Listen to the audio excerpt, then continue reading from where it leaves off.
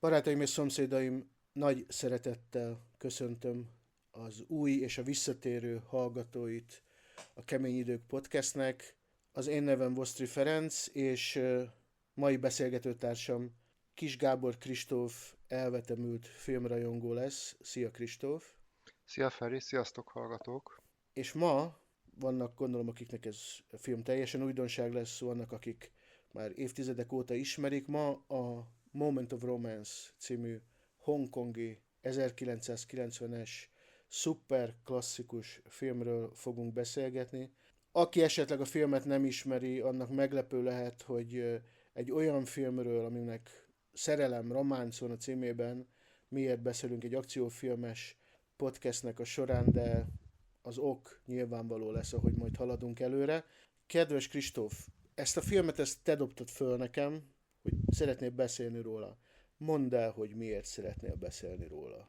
Egyrészt, mert a podcastnek úgy látom van egy ilyen szándéka, hogy minél több hongkongi filmet, hongkongi akciófilmet mutasson be, illetve, hogyha már voltál ilyen kedves fel és platformot adsz nekem, akkor ez egy jó lehetőség arra, hogy szülessen valamilyen hanganyag erről a filmről, valamilyen médium, mert én, ahogy néztem a magyar internetet, nem nagyon találtam erről se kritikát, se podcast adást.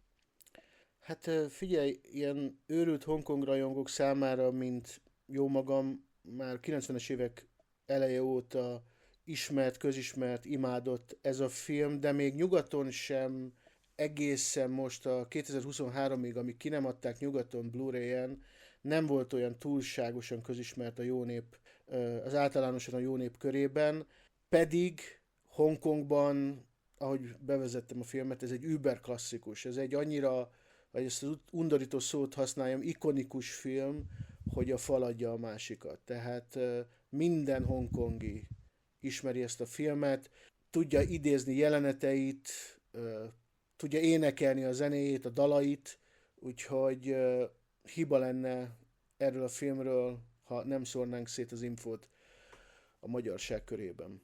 Szóval jól döntöttél, ezzel azt akarom mondani.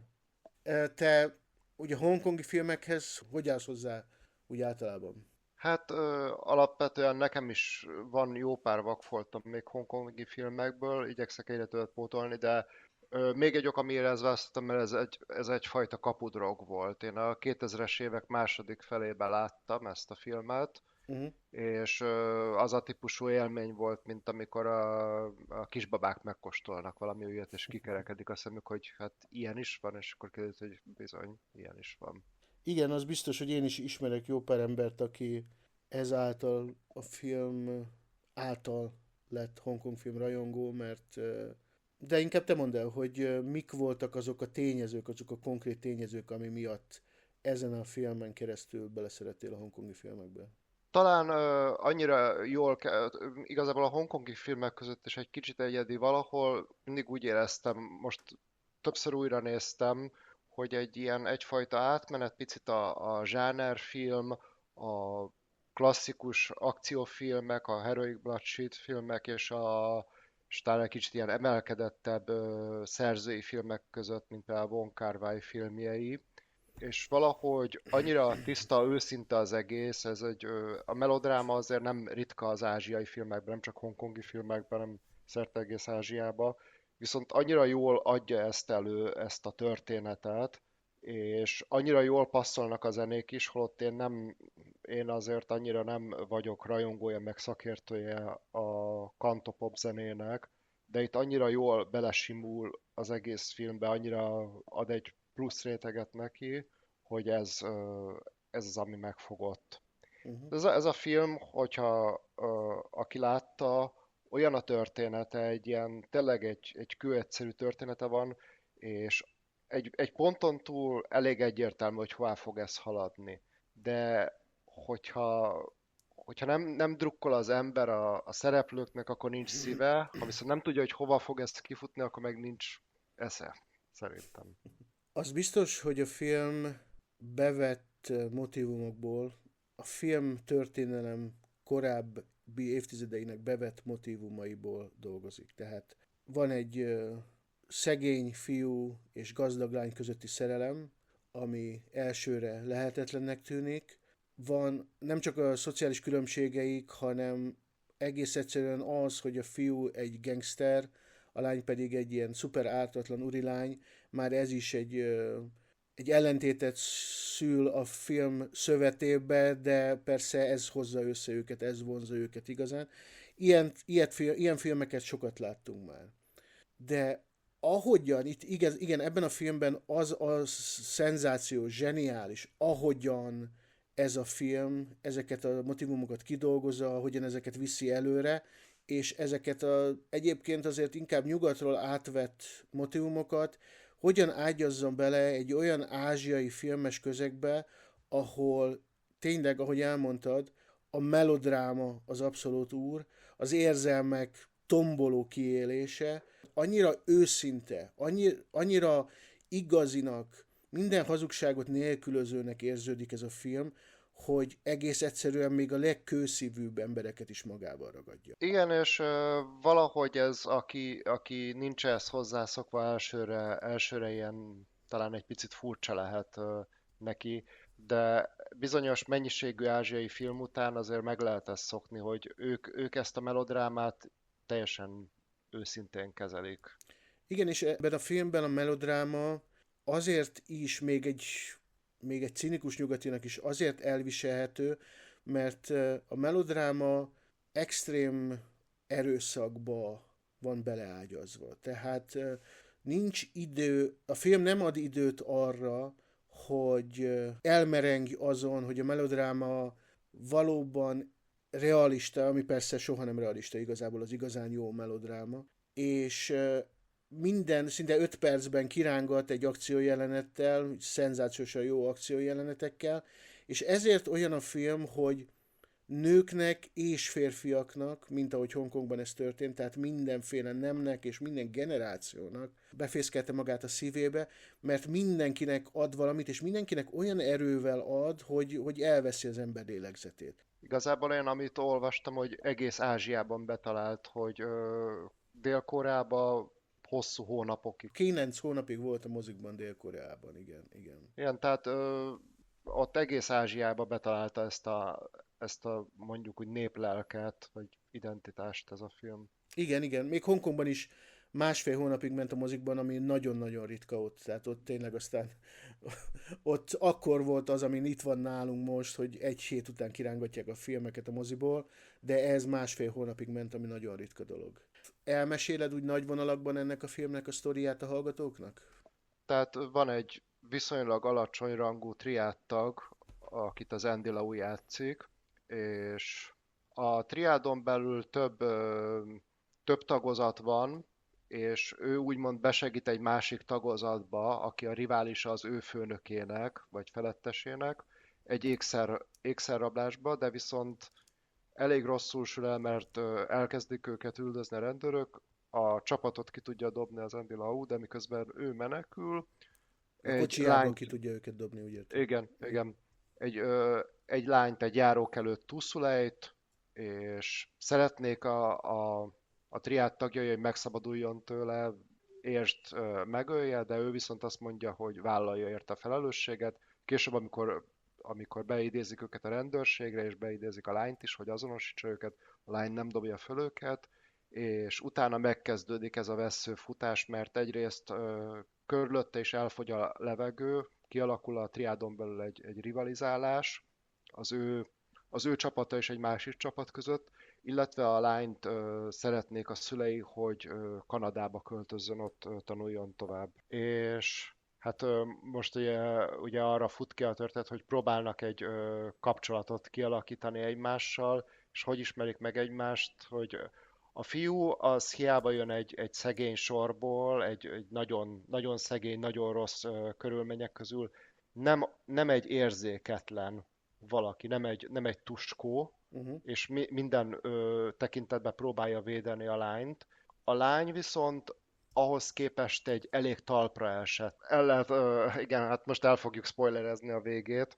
Ugye arra fut ki, hogy az Andy Lau csapatát ez a másik rivális csapat, gyakorlatilag lemészárolja az ő felettesét is, És a legutolsó cselekedete az Andy Lau-nak, hogy ezt a másik triádvezért megölje.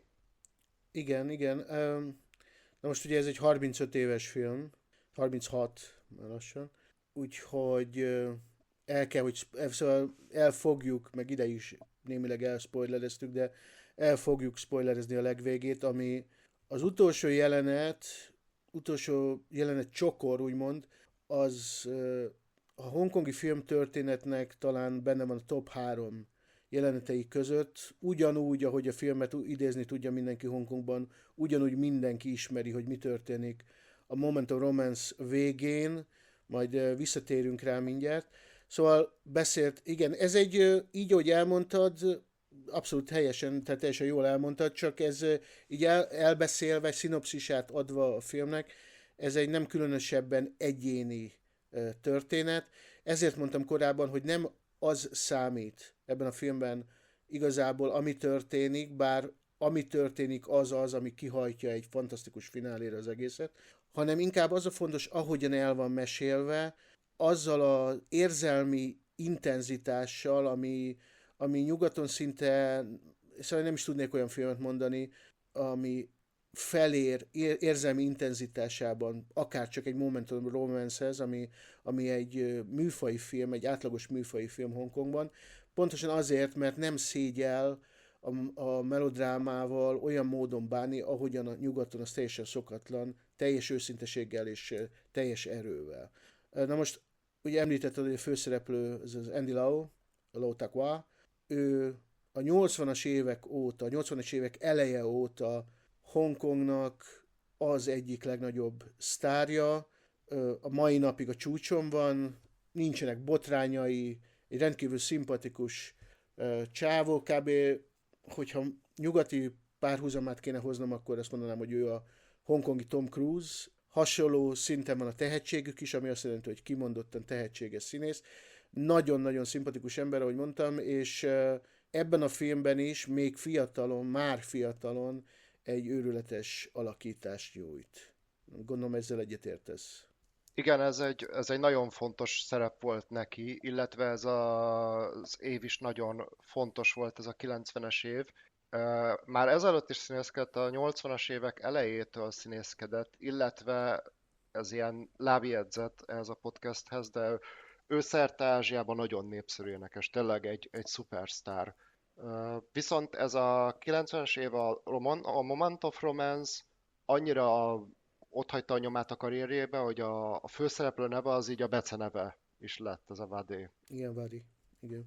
A 80-as évek elején, ahogy mondtad, a TVB-nél kezdett, ő ez a legnagyobb hongkongi televíziós cég, és a TVB-nek van egy, még a mai napig van egy ilyen tehetségfejlesztő iskolája, ahol jóképű fiúkat és lányokat összegyűjtenek, és ott kinevelik őket színésznek, akár extráknak, akár leadeknek.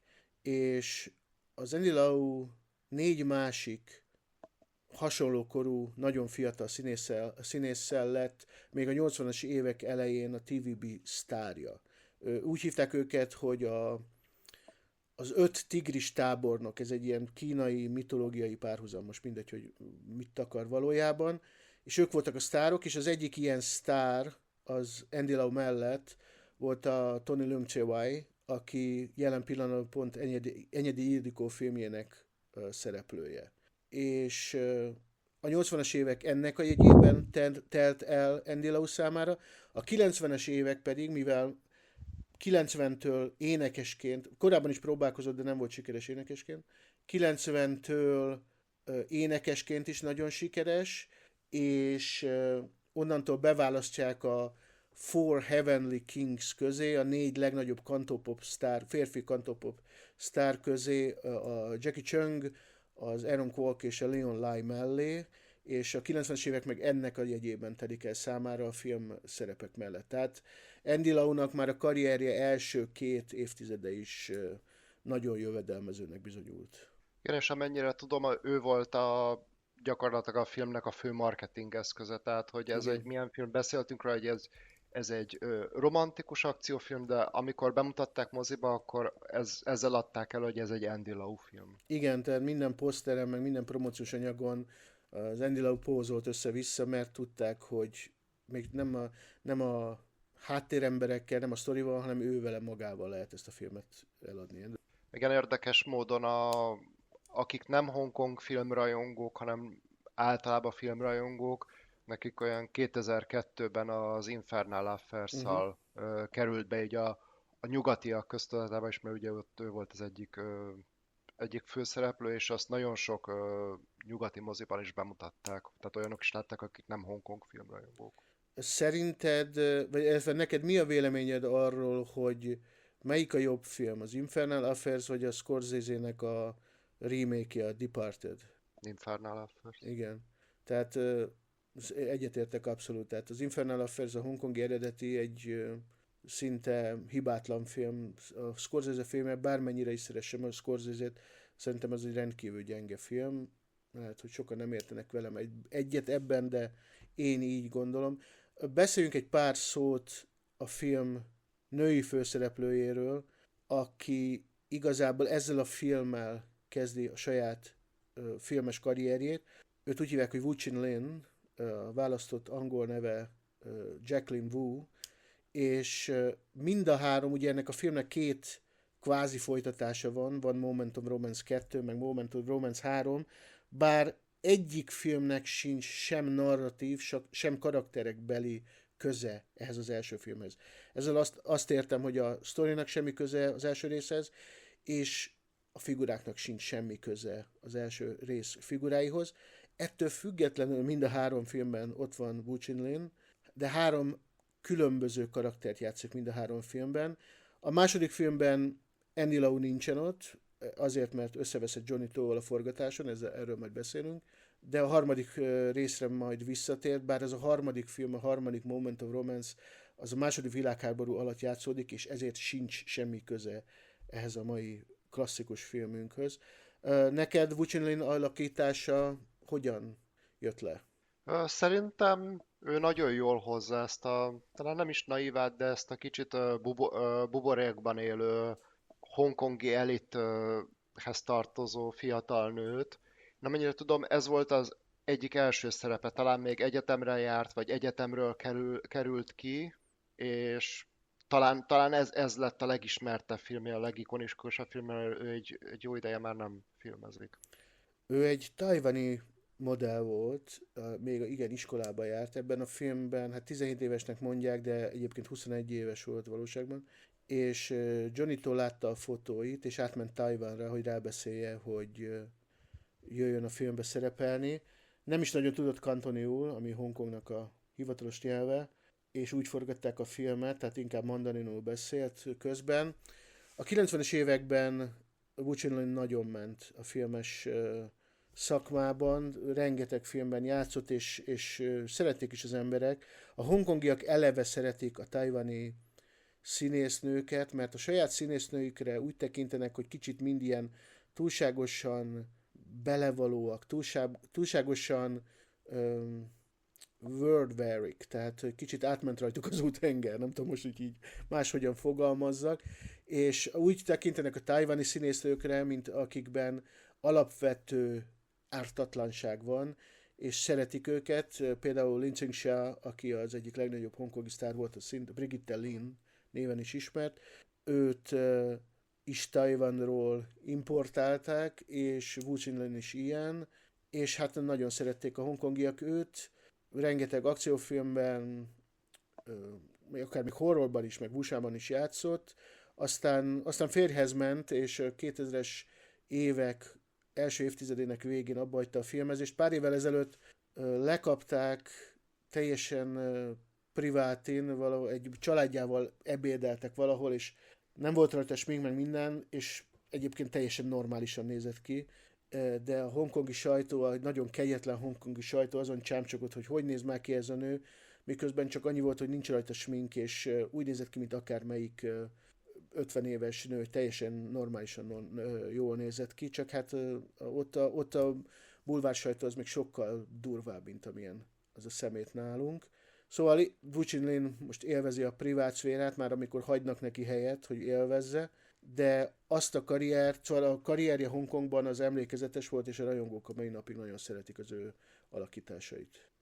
Szerintem beszéljünk, van még két mellékszereplő, akik elég fontosak, és elég fontos színészek is a hongkongi filmben. Andy Lau-nak van egy barátja, egy kiugrott triádtag, aki autókat mos, illetve ilyen parkolóhelyet foglal, kicsit handicapes figura. Őt Hát ő sajnos, koldus igazából, igen, igen, igen. sajnos már elhunyt 2021-ben, javíts ki, hogy rosszul mondom, hogy Ng Mantat Ö, játsza. Engmantat, Tehát Eng. A Engét azt úgy kell mondani, hogy Eng. Eng Mantat. Ő is TVB-nél kezdett. Igen, egyszerre kezdtek szinte. Igen, igen, igen. Érdekes megfigyelni egyébként, hogyha az ember esetleg néz internetről letöltött 80-as évekbeli videóra rögzített hongkongi tévésorozatokat, hogy ezek a 90-es évek meg 80-as évek végi nagy sztárok sima tévésorozatokban szerepelnek, és mindig fölbukkan itt-ott, és ez nagyon érdekes egy Hongkong rajongónak. Igen, Engman Tat is ilyen volt. Csak annyit, hogy ő ad egy ilyen comic sidekick, vagy egy ilyen comic relief ízt a filmnek, és azért ázsiai filmben nem ritkák a tonális váltások. Az film háromnegyedében elkönyveled egy ilyen, aki egy ilyen vicces szerepet hoz, de ugyanakkor vannak pillanatok, amikor azért nagyon sok fájdalomról beszél, egyszer kifakad az Andy Lau karakterének, illetve az utolsó jelenetben is végül is fontos szerephez jut. Igen, ő volt, aki az egész stábból egyedül a színészek közül elnyerte a legjobb mellékszereplő, tehát egy díjat nyert, ő elnyerte a Golden Horse Awards-on, ami a hongkongi Oscar a legjobb mellékszereplő díját. Engman Tat nagyon-nagyon tehetséges és érdekes és problémás, érdekes, tehetséges színész volt és problémás ember. Nagyon piát, és sajnos 2021-ben a mája elvitte, és ő ugye a leghíresebb a mai napig a hongkongi közönségnél és a Hongkong rajongó filmeseknél arról a leghíresebb és legemlékezetesebb, hogy a Stephen Chow Sing-chi filmjeiben a 90-es években, a komédiáiban, amik a legsikeresebb filmek voltak a 90-es években Hongkongban, ő volt a Stephen Chow Sing-chi sidekickje, szinte állandóan. És kb. Egy hasonló figurát hozott, mint ebben a filmben is a könnyebb pillanatokban, ezt a nagypofájú, irritáló idiótát. De ugyanakkor Öngmantatnak volt a tehetségének egy rendkívül erős mélysége, amit a szerepek ritkán engedtek meg neki, és ebben a filmben is azért, szóval ennek a filmnek a kapcsán is azért nyerte el azt a bizonyos díjat, mert itt előjön belőle az, hogy a nyugodtabb, szomorú pillanatokban hogyan tud karaktert bontani, hogyan tudja megmutatni azt a kétségbeesettséget, elesettséget, amit egy lecsúszott ember, az utcán megélni kénytelen ember átél, és ezt azokban a villanásokban nagyon erősen hozza. A másik mellékszereplő, akiről szeretnék beszélni, ő játsza nem tudom, a triádban hogy nevezik ezeket a csoportokat, vagy tagozatokat, annak a vezetőjét, a Tommy Wong, Igen, aki egy, ő egy Dilo, ő egy Big Brother, egy nagy testvér. A Dilo az ezeknek a triád csoportoknak a feje. Ő az egyik feje a rivális csoportnak, igen, a Tommy Wong. igen, ő egy Trumpet nevű karaktert játszik, de ez a, ez az igazi szociopata, igazi rohadék. Úgy van a Vade Big Brotherének a karaktere állítva, hogy ő egy ilyen klasszikusan, tehát ilyen betyárbecsületben hívő figura, aki kiáll az embereiért. Van egy jelenet, amikor a Vade karaktere megöli a Trumpet egyik emberét, és ő, hogy ezt a tartozást rendezze, magába szúr egy tört, tehát hogy így áll ki az Andy Lau karakteréért. Viszont a Trumpet akit a Tommy Wong játszik, egy annyira túltolja az erőszakot, és egy annyira veszett kutya, hogy igazából amit csinál, az már kontraproduktív. Amikor ez az ékszerrablás jelenet van, az egy elég sokkoló jelenet, mert egy irodaházban vagy raktárházban van ez az ékszerlerakat, és betörnek az embereivel, és elkezdenek lövöldözni. De úgy, hogy a levegőbe az emberek közé, és megfogják azt a menedzsert, aki vezeti ezt az ékszerlerakatot, beleverik párszor a fejét a széfbe, a Tommy Wong karaktere még térden is lövi, és így várják el, hogy nyissa ki a páncélszekrényt. Hát aki nyitott már páncélszekrényt, az tudja, hogy az nagyon finom kézmozdulatok kellnek, tehát nem segít a dolgon. Én sajnos nem nyitottam még, úgyhogy ehhez a részlethez nem tudok hozzászólni, de az biztos, hogy Tommy Wong szinte az egész karrierjét ezzel töltötte ilyen pszichopatáknak az eljátszásával.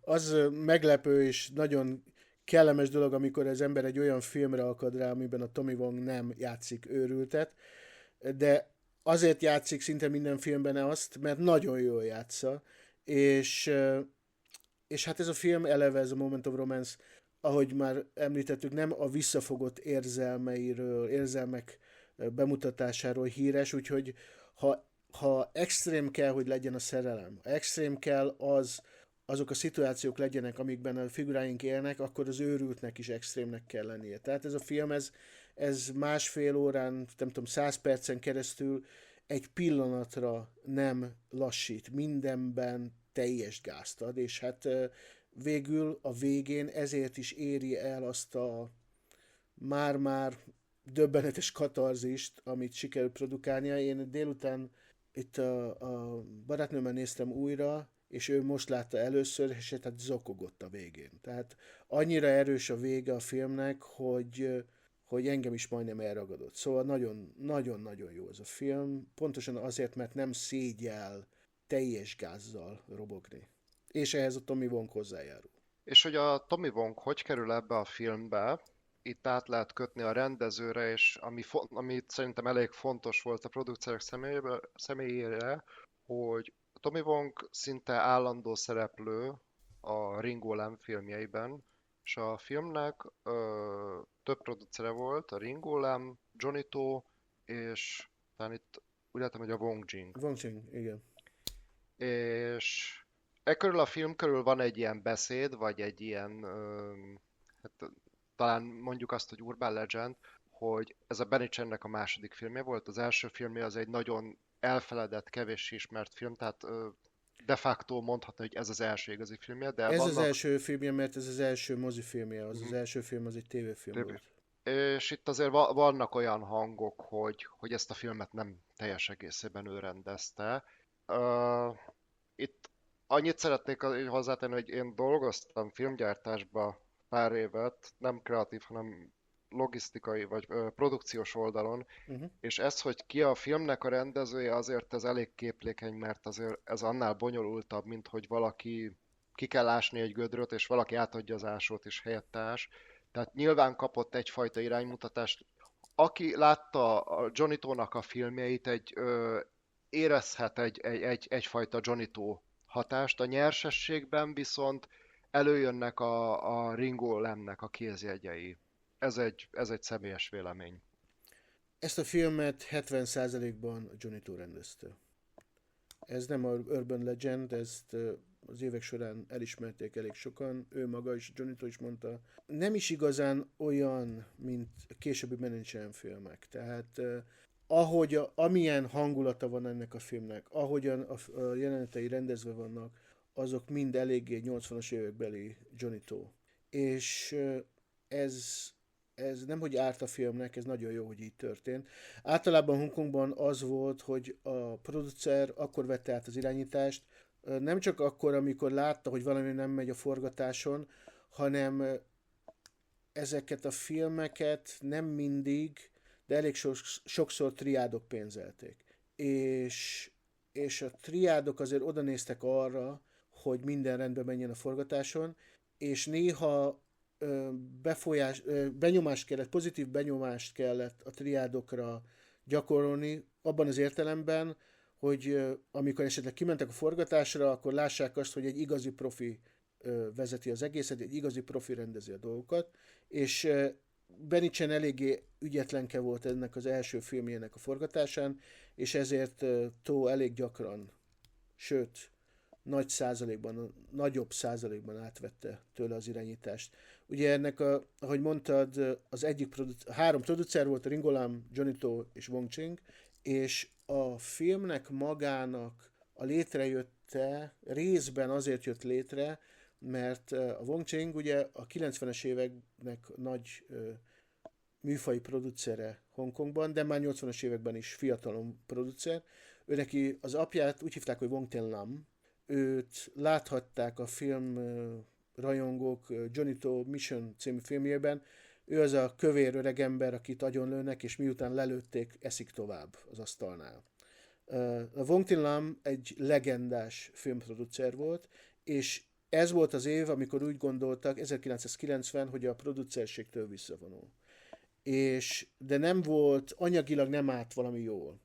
És az ő protezsátjai, Johnny To, Ringo Lam és a fia, Wong Ching, úgy döntöttek, hogy egyrészt ugye csinálnak egy produkciós céget, hogy ezt a filmet elkészítsék, de a bevételnek nagy részét oda adják a Wong Tin Lamnak, hogy ez legyen a nyugdíja, úgymond.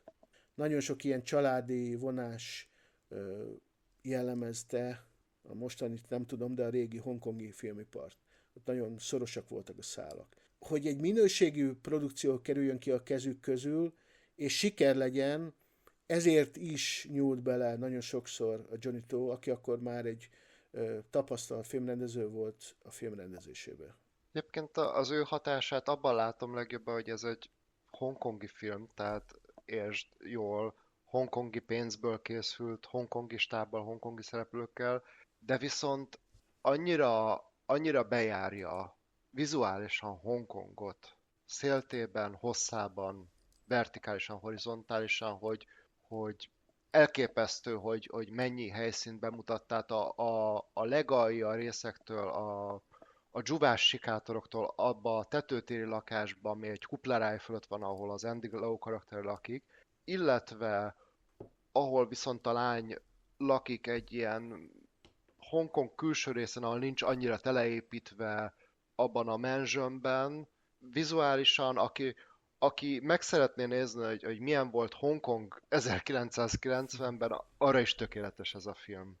Van egy egészen fantasztikus kép, nekem erről a filmről mindig az jut eszembe, amikor a film vége felé felmennek egyik hegytetőre és telefonálnak, az Andy Lau és a Anne Mantat, és a háttérben lehet látni ezt a nagyon veszélyes repteret, amit 98-ban bezártak, a Kai Tak Igen, repülőteret, és épp ereszkedik egy repülőgép, tényleg ilyen kis túlzással centikre a házak fölött. igen, egy jumbo jet, igen. Mm.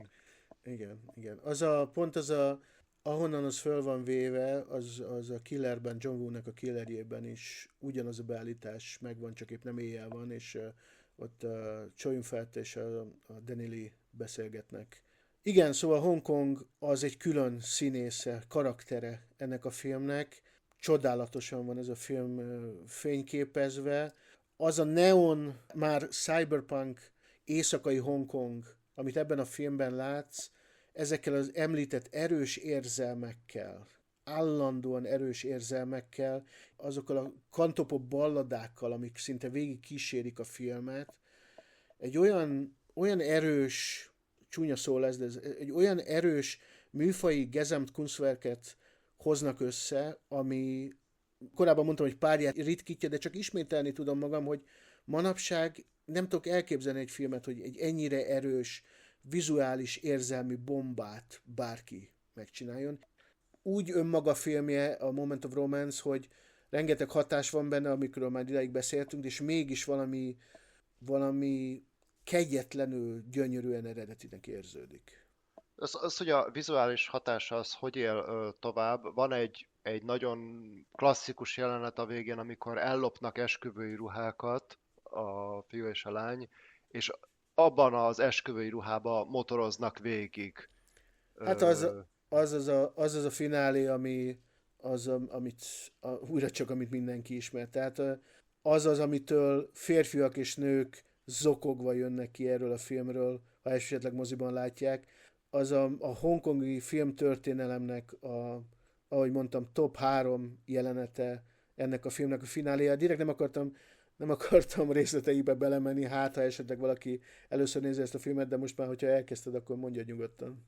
Igen, csak annyit akartam mondani, hogy ez a vizualitás, ez az esküvői ruha, amit viselnek, miközben kerestem a filmhez anyagokat, nagyon érdekes, hogy eljutottam nem gondoltam, hogy ide eljutok a Vogue Ausztrál kiadásához, hogy most újra divatja van ázsiai fiatalok körében, nem csak hongkongi, hanem Tajvan, Vietnám, hogy fiatalok olyan esküvő előtti képeket készítenek, hogy valami esküvői ruhát viselnek, de valami teljesen átlagos helyen vannak. Egy kifőzdében, egy Uh-huh. sikátorban állnak, vagy egy motoron pózolnak. És a Ez nekem cikk tetszik, ez jó. és a cikk a Von Kar-wai-t említi meg, de azok a képek, azok egy az egyben visszaadják ezt a filmet, és talán így tudat alatt beépült ez a film a vizuális kultúrába. Hát nem csak tudat alatt, tehát gondolom, aki egy ilyet csinál, az, az direkt csinálja, tehát ez nem semmi tudat alatti szerintem nincs ebben, hogy a Vadinak meg a Jojo-nak a fináléját a Moment of Romance-ből megidézzék azt, amikor a haldokló fiú és a szerelmes lány zúgnak egy motoron, mennyasszonyi meg vőlegény ruhában bele egyrészt a halálba, másrészt a kiúttalanságba, és nem érdekli őket egyáltalán, mert szerelmesek. Szerintem beszéljünk kicsit a rendezőről, mert producerekről beszéljünk Benny Chanról. Ő sajnos nagyon korán meghalt, 58 évesen hunyt el rákban, 2020-ban, és én 2 filmet láttam még tőle, a Big Bullet-et, Uh-huh. ami egy 96-os film, ami egyébként egy elég szórakoztató film, teljesen elvárások nélkül ültem le, és az utolsó filmét, a Raging Fire-t, amikor néztem, egy szórakoztató film volt, de ma már nagyon keveset tudnék belőle felidézni, ez egy Donnie Yen film volt. Te esetleg milyen filmeket láttál tőle, vagy mi az, amit így megemlítenél tőle még a Moment of Romance-en kívül? Hát megmondom őszintén, szerintem még úgyis, vagyis hát valószínűleg azért, mert a Johnny-tól rendezte a Moment of Romance a legjobb filmje. Tehát én kedveltem a Benny Chan-t, de a Benny Chan nem volt egy olyan túlságosan jó rendező, egy megbízható, vizuálisan kellemes akciórendező volt, de olyan érzelmi bombákat, mint a Moment of Romance soha nem tudott később csinálni. Mindegyik filmje kicsit steril volt szerintem utána. Ugye csinálta a Big Bullet-et 96-ban, ha jól emlékszem, Lo Cheng van a főszereplője, ami egy azért volt meglepetés, mert egy olyan korszakban, amikor azért 96-ban kicsit tényleg elkezdtek az akciófilmek a realitásra rákoncentrálni, a Big Bullet meg és visszament a 80-as évekbe, és a Heroic Bloodshed-et kicsit a vusáknak a röpködésével, meg irrealitásával ötvözte. Nagyon szórakoztató film, azt hiszem, hogy te is ezt mondtad róla, de furcsa, hogy pontosan 96-ban egy ilyen filmet valaki megcsináljon. Aztán ő csinálta, ha jól emlékszem, a 2000-es évek elején a Gen X Copsot, meg a Gen Y Copsot, ami a hongkongi színészek, fiatal sztároknak az új generációját hozta be akciófilmekbe, de akkor már számomra legalábbis, de úgy veszem észre, hogy a világ számára is a hongkongi filmek kicsit kezdtek leülni. És később is nagy költségvetésű, az egyik legnagyobb költségvetéssel dolgozó rendező volt később is. Nagy költségvetésű, de annyira nem túlságosan érdekes vagy maradandó filmeket csinált, nagyon rágógumi filmeket, pont mint például a te általad említett, mi volt ez a Donnie Yen film? Ez az utolsó filmje? Raging Fire. Raging Fire, hogy megnézed egyszer, és már 2 nap múlva nem nagyon emlékszel belőle semmire. Tehát ilyen filmeket csinált. Igen, a mai napig a legjobb filmje, messze a legjobb filmje szerintem a Moment of Romance, amit mondom, elég valószínűleg olyan 70%-ban, 70-75%-ban nem ő rendezett, úgyhogy hát mit mond a Benny Chan karrierjéről ez, azt mindenki döntse el maga. Igen, az a baj például a Raging Fire megítélésénél, hogy ilyenkor, hogyha valaki egy alkotó elhúny, és az utolsó munkákkal akarva, akaratlanul, mert a nézők is emberek, így rárakódik egy ilyen érzelmi réteg, Uh-huh. és azért a filmért Posthumous megnyerte Hongkong Film Awardon a legjobb rendeződíját és a legjobb filmdíját. Az idő eldönti majd, hogy erre emlékezni fognak, csak akkor az egy ilyen sok volt, tehát hogy ez lehet, hogy annak szólt, minden rossz indulat nélkül. A halálának, hogy kitüntették a filmet, úgy érted? Hát igen, Uh-huh. igen. Hát igen. Elég valószínű.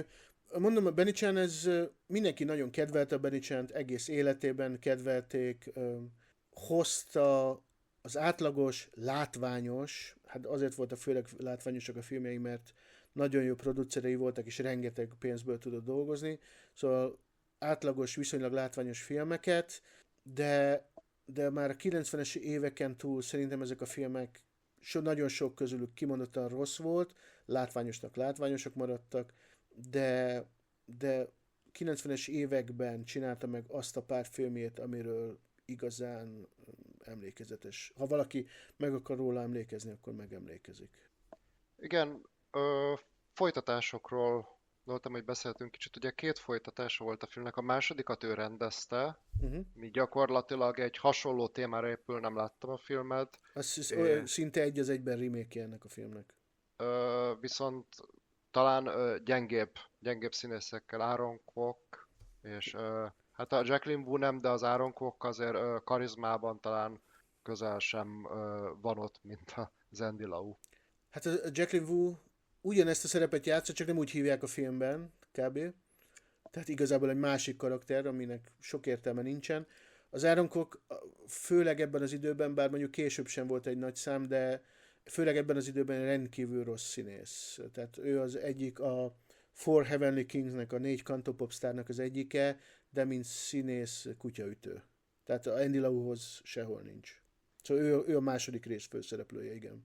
És a harmadik rész sem láttam, de ott annyit tudok, hogy második világháborúban játszik, és az Andy Lau egy pilótát játszik már, mint vadászgép pilótát kínai-japán háború idején. Igen, igen, második világháborúban játszódik.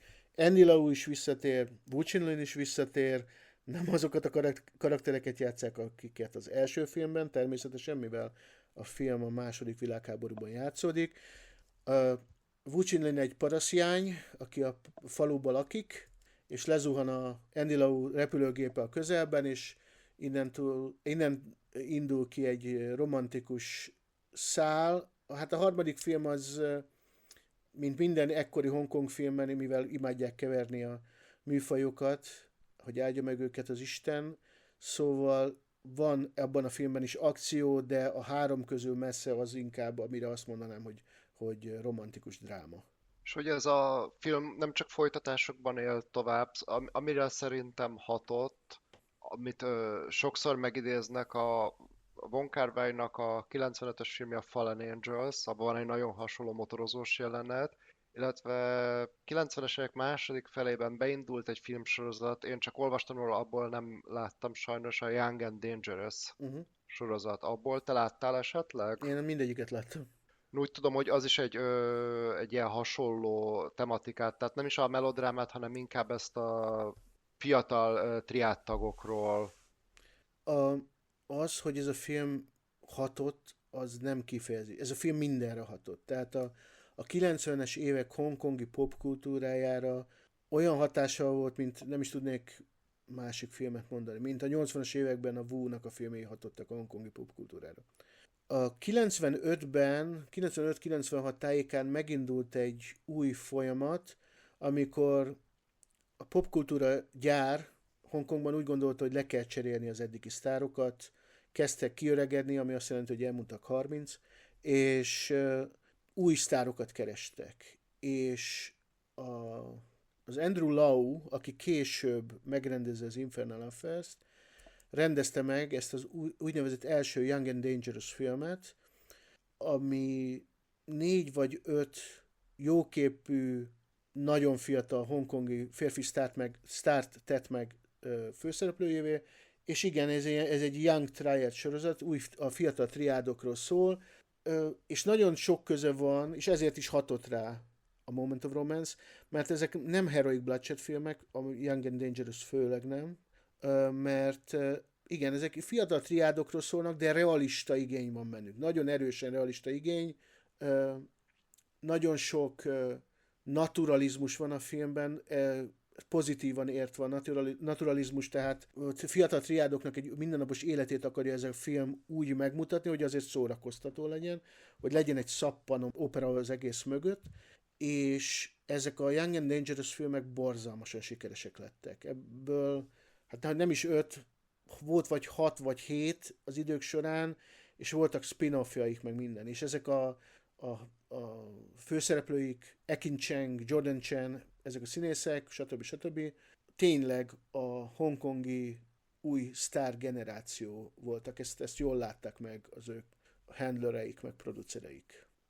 És hogy ez a film hogyan él tovább, beszéltünk erről, ez csak egy pici kitérő, hogy igen, nagyon sokáig nem volt elérhető jó minőségű Blu-ray kiadásban, és 2023-ban került ki Blu-ray-re, ez egy picit így megdobta úgymond az elérhetőségét a filmnek. Ezért nem túl jó, hogy hát én utálom a streaminget, ezért nem túl jó, hogy a streaming miatt a fizikai média pont most kezdett haldoklani, mert a Shout Factory Amerikában, Európában pedig az Arrow megvásárolta ugye a Golden Princess cég teljes filmtárát, a legminőségibb hongkongi filmeket, Wu filmjeit, Ringolan filmjeit, stb. És most kezdik őket kiadni Blu-ray-en, meg 4K-n. Szóval pont most akkor jutottunk el arra a pontra, hogy a hongkongi film tényleg megkapja azokat a kiadványokat, amelyeket megérdemel, az olyan minőségi kiadványokat, amikor elkezd a